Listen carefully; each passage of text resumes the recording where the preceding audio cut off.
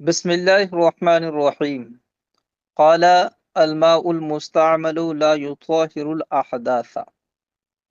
فرماتے ہیں کہ ماء مستعمل یہ حدثوں کو دوبارہ زائل نہیں کرتا ہے، پاک نہیں کرتا ہے۔ یہاں سے مصنف علیہ رحمہ ماء مستعمل سے متعلق ایک مسئلہ ذکر کر رہے ہیں کہ ماء مستعمل یہ اس کی پاکی اور ناپاکی کے حوالے سے کیا حقیقت ہے۔ پانی استعمال ہونے کے بعد پاک رہتا ہے یا نہیں رہتا ہے۔ اس سلسلے میں صاحب ہدایہ نے یہاں پر 4 موقف بیان کیے ہیں۔ مختلف فقہا کے 4 نظریات ذکر کیے ہیں۔ مسئلہ بڑا اختلافی ہے، توجہ کے کان لگا کر غور سے سنے سے۔ سب سے پہلا قول اس میں امام شافعی اور امام مالک علیہم الرحمہ کا میں ذکر کرتا ہوں۔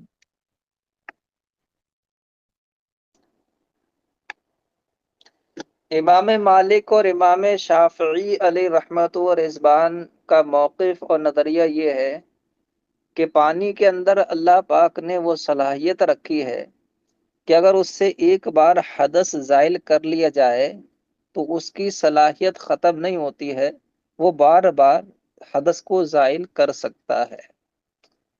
یعنی کسی شخص نے اس پانی سے وضو بنایا اور وہ وضو کا پانی اس کا جمع ہے تو وہ اس سے دوبارہ وضو کر سکتا ہے۔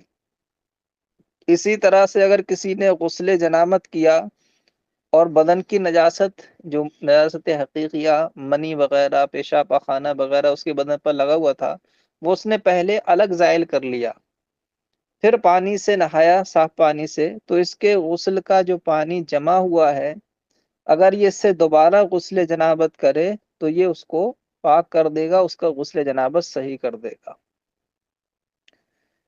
ان حضرات کی دلیل یہ ہے کہ اللہ پاک نے قرآن مقدس میں فرمایا وَإِنَّا أَنزَلْنَا مَاءً طَهُورًا، کہ بے شک ہم نے پاک کرنے والا پانی اتارا۔ طہور یہ صیغہ مبالغہ ہے۔ یہ کہتے ہیں کہ طہور یہ قطوع کی کے ہم وزن ہے اور قطوع کی طرح ہی صیغہ مبالغہ ہے، اور قطوع کا معنی آتا ہے بار بار کاٹنے والا، مبالغہ۔ کہتے ہیں اسی طرح طہور کا معنی ہے بار بار پاک کرنے والا۔ تو گویا اللہ پاک نے قرآن مقدس میں فرمایا کہ ہم نے بار بار پاک کرنے والا پانی اتارا ہے نا۔ جب یہ بار بار پاک کرنے والا ہے تو ایک بار حدث کو زائل کرنے سے اس کی صلاحیت ختم نہیں ہو جائے گی، بلکہ یہ بار بار حدثوں کو زائل کر دے گا، بار بار وضو غسل اس سے کیا جا سکتا ہے۔ ٹھیک ہے، ایک موقف۔ دوسرا موقف امام ظفر علیہ رحمہ کا ہے، اور ان کے موقف کے مطابق ایک قول امام شافعی علیہ رحمہ کا بھی پایا جاتا ہے۔ امام ظفر اور ایک قول کے مطابق امام شافعی کا موقف یہ ہے کہ پانی کو استعمال کرنے والا اگر پہلے سے باوضو تھا، صرف مزید ثواب حاصل کرنے کی نیت سے اس نے وضو کیا، تو یہ جو پانی ہے یہ پانی پاک بھی رہے گا اور پاک کرنے والا بھی رہے گا۔ یعنی اگر اس کو اب دوبارہ وضو کے لیے استعمال کرنا چاہے تو یہ اس کے حدث کو زائل کر دے گا، اس کا وضو صحیح ہو جائے گا۔ اور اگر پانی کو استعمال کرنے والا باوضو نہیں تھا بلکہ محدث تھا، بے وضو تھا، اور اس نے اس پانی سے وضو بنایا، تو کہتے ہیں کہ وہ پانی پاک تو رہے گا مگر اب پاک کرنے والا نہیں رہے گا، یعنی وہ دوبارہ حدث کو زائل نہیں کر سکتا، دوبارہ اس سے وضو یا غسل نہیں ہو سکتا۔ ٹھیک ہے، یہ امام ظفر کا موقف ہے اور امام شافعی کا ایک قول یہی ہے۔ ان کی دلیل کیا ہے؟ ان کی دلیل یہ ہے کہ دیکھیں، جب کوئی بے وضو شخص یا بے غسلہ شخص پانی کو استعمال کرتا ہے تو اس پانی کی دو حیثیت ہوتی ہیں۔ اگر ہم اس حیثیت سے دیکھیں کہ وہ پانی اعضائے انسانی پر استعمال کیا گیا ہے، تو چونکہ اعضائے انسانی تو پاک ہوتے ہیں، تو پاک پر پانی استعمال ہوا تو پانی بھی پاک ہونا چاہیے، ہے نا۔ اور ہم اس جہت سے دیکھیں کہ بھائی اس سے نجاست حکمی کا ازالہ کیا گیا ہے نا، حدث نجاست حکمی ہے نا۔ تو اگر ہم اس جہت سے دیکھیں کہ اس سے نجاست حکمی کا ازالہ کیا گیا ہے تو پانی کو ناپاک ہونا چاہیے، ہے نا۔ تو اب اس میں دو جہتیں جمع ہیں، ایک جہت یہ بتاتی ہے کہ اس کو پاک ہونا چاہیے اور پاک کرنے والا بھی ہونا چاہیے، کیونکہ پاک عضو پر اس کا استعمال ہوا ہے، اور اس جہت کو دیکھیں کہ اس سے ایک نجاست حکمیہ حدث کا ازالہ کیا گیا ہے، تو یہ سمجھ میں آتا ہے کہ نہ یہ خود پاک رہے نہ پاک کرنے والا رہے۔ تو دو متضاد جہتیں اس کے اندر جمع ہو گئیں، تو اب ہم نے دونوں کی رعایت کرتے ہوئے یہ کہا کہ یہ پانی پاک تو رہے گا، البتہ پاک کرنے والا نہیں رہے گا۔ یعنی پہلی جو مشابہت تھی، پہلی جو جہت تھی، اس سے ہم نے لے لیا کہ یہ پاک ہے، اور دوسری جہت جو ناپاکی والی تھی اس سے ہم نے یہ لے لیا کہ یہ پاک نہیں کرے گا۔ تو ہم نے یہ کہا کہ یہ پانی پاک تو رہے گا مگر پاک کرنے والا نہیں ہوگا، ٹھیک ہے۔ یہ امام ظفر کی دلیل ہے۔ تیسرا موقف جو ہے وہ امام اعظم ابو حنیفہ اور امام ابو یوسف علیہم الرحمہ کا ہے۔ ان کا نظریہ یہ ہے کہ ماء مستعمل وہ ناپاک ہے۔ کیوں؟ اس لیے کہ سرکار صلی اللہ تعالی علیہ وسلم نے فرمایا لا یبولن احدکم فی الماء الدائم ولا یغتسلن فیہ من الجنابہ، کہ تم میں سے کوئی بھی ٹھہرے ہوئے پانی میں پیشاب نہ کرے اور اس میں غسل جنابت نہ کرے۔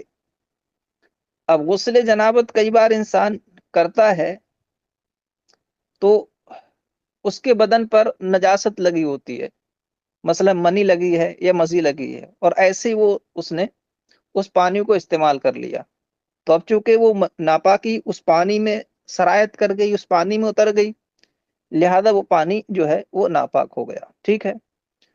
اور اگر بالفرض ہم یہ مان لیں کہ اس نے بدن پر کی نجاست کسی اور جگہ بیٹھ کر زائل کر لی تھی، اس کو ختم کر لیا تھا، پھر اس کے بعد اس نے وہ پانی استعمال کیا، تب بھی ناپاک ہی رہے گا۔ کیوں؟ اس لیے کہ اس سے نجاست حکمیہ کا ازالہ کیا گیا، نجاست حکمیہ کا ازالہ کیا گیا، اور نجاست حکمیہ کا معاملہ نجاست حقیقیہ سے زیادہ سخت ہے۔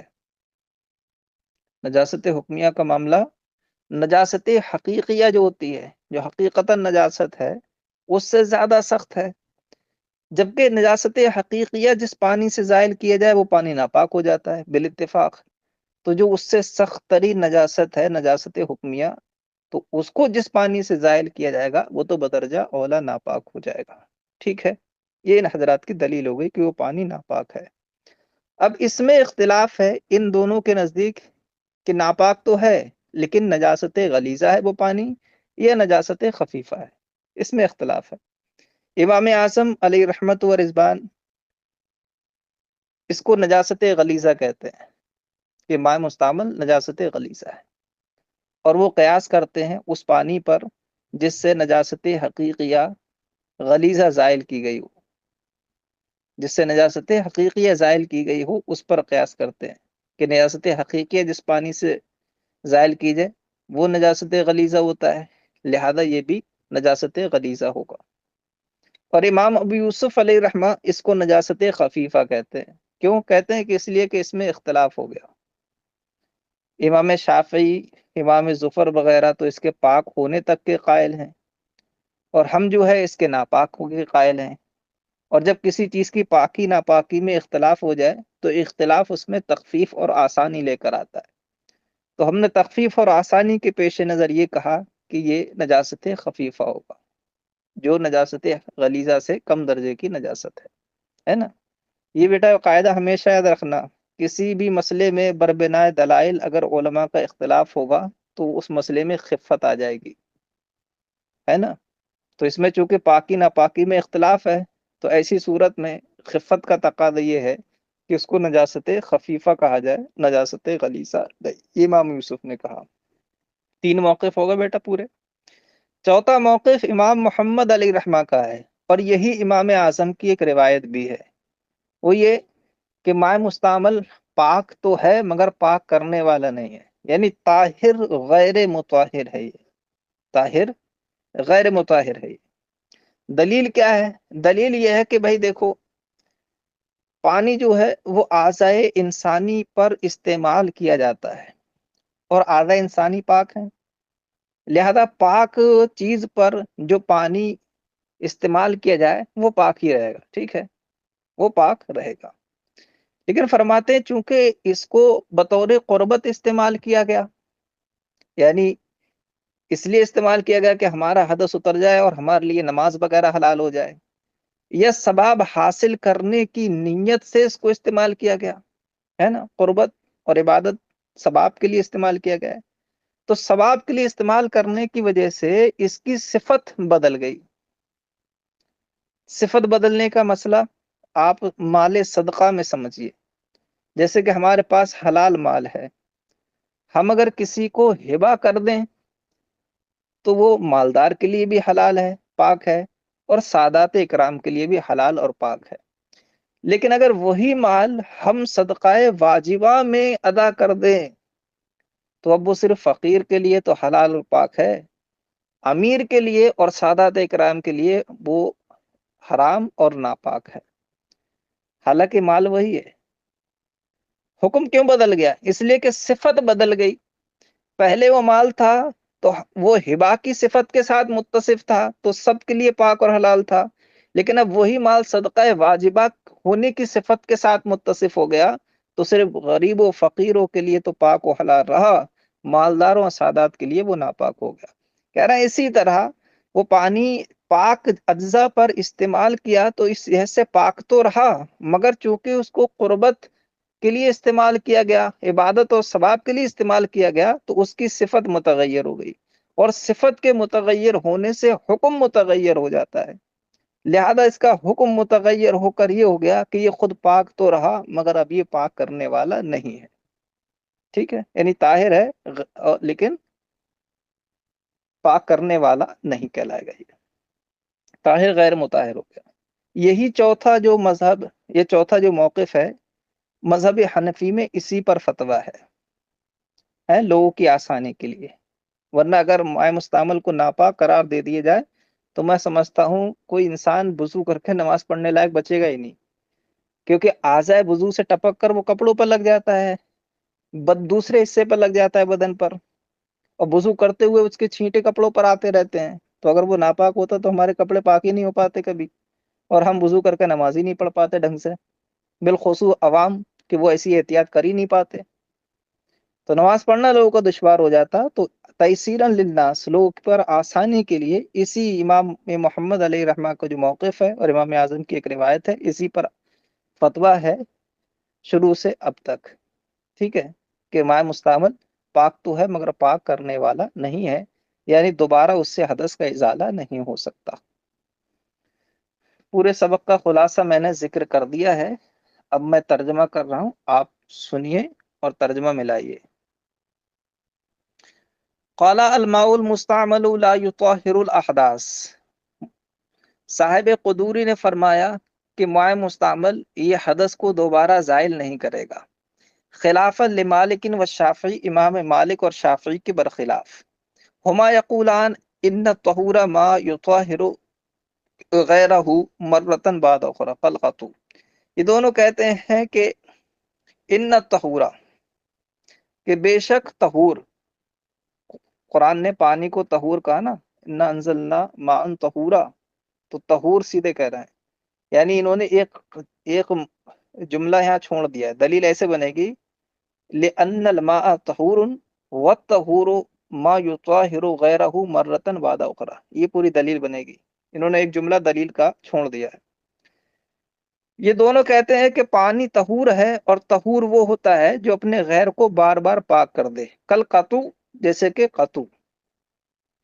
وقال الزفر وہو احد قولی شافعی، اور امام زفر نے فرمایا، اور یہی امام شافعی کا ایک قول ہے، کہ ان کان المستعمل متوضیا، کہ اگر استعمال کرنے والا بابوضو ہے فہو طہور، تو وہ طہور رہے گا۔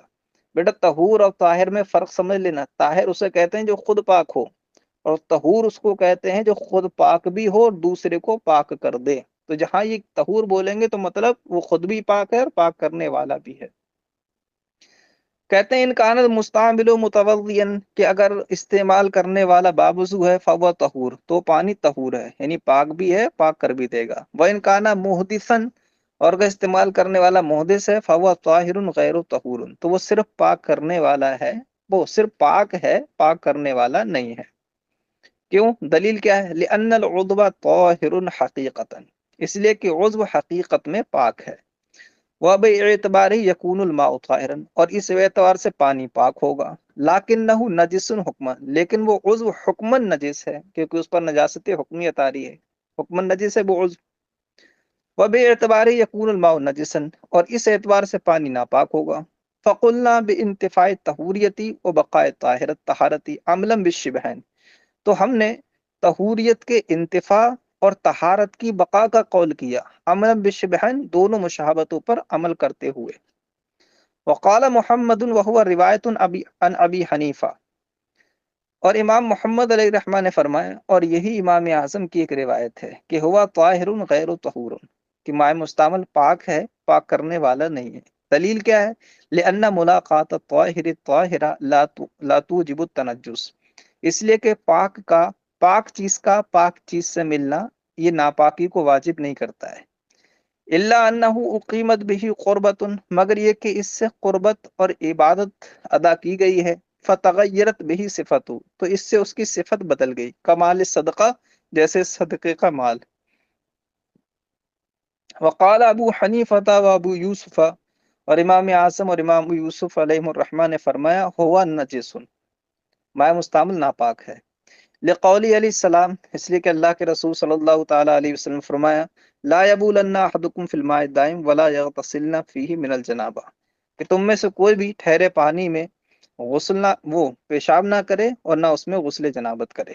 ایک دلیل۔ دوسری دلیل، وَلِأَنَّهُ مَا أُزِيلَتْ بِهِ النَّجَاسَةُ الْحَقِيقِيَّةُ، حکمیہ، اور اس لیے بھی کہ وہ جس سے نجاست حکمیہ کا ازالہ کیا گیا ہے، فَيُعْتَبَرُ، نہیں کیا تھا، فَإِنَّهُ مَاءٌ أُزِيلَتْ بِهِ النَّجَاسَةُ الْحَقِيقِيَّةُ، اس لیے کہ یہ ایسا پانی ہے جس سے نجاست حکمیہ کا ازالہ کیا گیا ہے۔ فَيُعْتَبَرُ بِمَاءٍ أُزِيلَتْ بِهِ النَّجَاسَةُ الْحَقِيقِيَّةُ، لہذا اسے اس پانی پر قیاس کیا جائے گا جس سے نجاست حقیقیہ کا ازالہ کیا گیا ہو۔